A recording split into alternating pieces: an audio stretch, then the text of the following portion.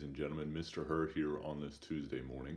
Hopefully, everybody's healthy, wealthy, and wise on your end. Today, we're going to continue to talk about inequalities.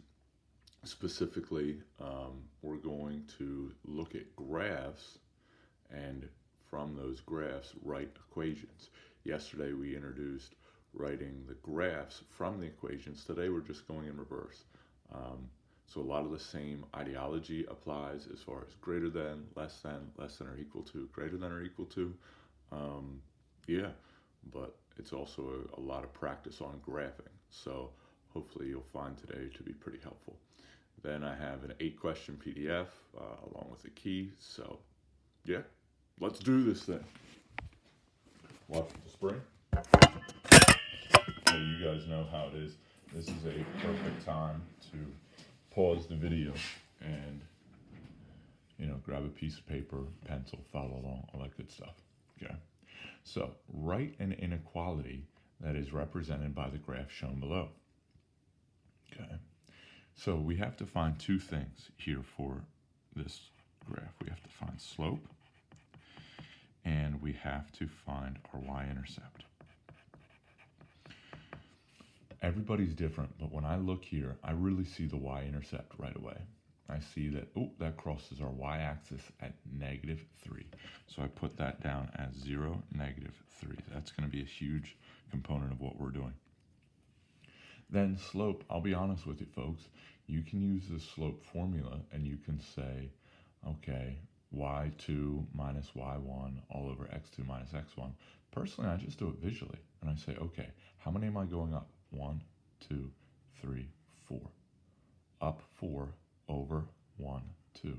So my slope is a +4 over 2, which reduces to +2. Okay. From there, we're going to set this up almost exactly like a normal equation. But we're going to, skip one thing. I'm going to put my y, I'm going to skip my equals. Then I'm going to have my slope, which is 2x, and my intercept, which is -3. Then I look at the symbol and I say to myself, okay, am I shading above the line or am I shading below the line? Well, I'm shading below the line, so that means it's going to be less than. If the line is solid, I'll add the or equal to. Well, it's not solid, it's dotted. So this right here is complete. Y is less than 2x minus 3. All right. Let's keep rolling on this because I know it takes a little bit of time. All right. Hey, looking here, we want to find our y-intercept and our slope. My y-intercept, and apparently I can't spell, my fault, kids. Our y-intercept is right here. That's a +3. So this time it is 0, +3. My slope, once again, you can do the slope formula, and that's cool if that's you. But since it's here visually, I'm going to do it visually. Start at the point farthest to the left. So then I'm going to go down 1, 2, 3, 4, 5, 6, 7. Down 7 over 2. Because I went down, it's a -7 over 2. And that doesn't reduce. All right? Just like what we did before, I'm going to write my equation. Y, I'm skipping the equals. -7/2 x plus 3. Sorry about the bad x. Okay. Then I say to myself, all right, am I shading above the line or below the line? Well, definitely looks like I'm shading above the line. So this is going to be greater than. And then I ask myself, is the line dotted? Nope, it's solid. Since it's solid, I have to add an or equal to.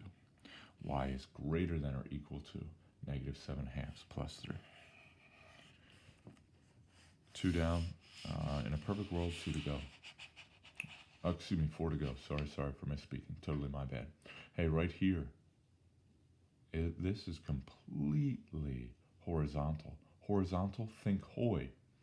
Horizontal line, 0 slope, y equals. Well, we're not going to have a y equals, but we are going to have a y, a blank, and then this crosses at -3. Okay. Well, are we shading above or below this line? We're shading above, so this is greater than. Is my line dotted? Nope, it's solid, so I have to add the or equal to. Y is greater than or equal to -3. Hey, that was quick. Those are the ones I like. Okay. Right here, starting with my y-intercept. This is deceiving. That's not a y-intercept. That's not a y-intercept. Oop.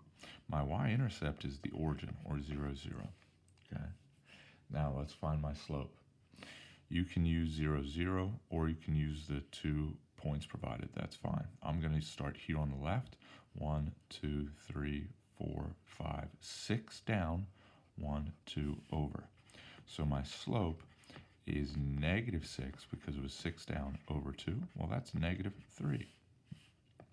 So it'll look like y, I'm going to skip the equals, -3x. You could have the +0, it's not needed.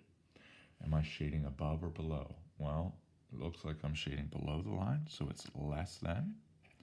And is it solid? Yep, so I have to add the or equal to. Good to go, good to go. 2 more, folks. I'm going to really keep the pedal to the metal. Okay, number 9. Hey, we have our y-intercept. That's -5, 0, -5 to be exact. And then my slope. Always start at the point to the left. Up 1, 2, 3, over 2. My slope is 3 over 2. +3 because I went up. So y, +3/2 -5. Okay, well, shading above or below? Definitely shaded above, so it's greater than. Is it solid? Nope, it's dotted, so I'm actually done. Nothing else to add there. Last one, okay? Number 10's unique because, hey, this isn't a normal line. This is perfectly vertical. Vertical lines, think Vox. Vertical, undefined, x equals. Only we're not going to have an equals. Now here, are we shaded the numbers that are less than -5? Nope, we're shading the numbers that are greater than -5. And is my line dotted or solid? Well, it's solid, so I'm going to include greater than or equal to. Okay? Hopefully, ladies and gentlemen, that wasn't too bad. I know it was quick. I was trying to keep the video shorter. Feel free to rewatch it if you need me to slow down a little bit. All right? Other than that, good luck on your PDF homework. Have a great day. Peace.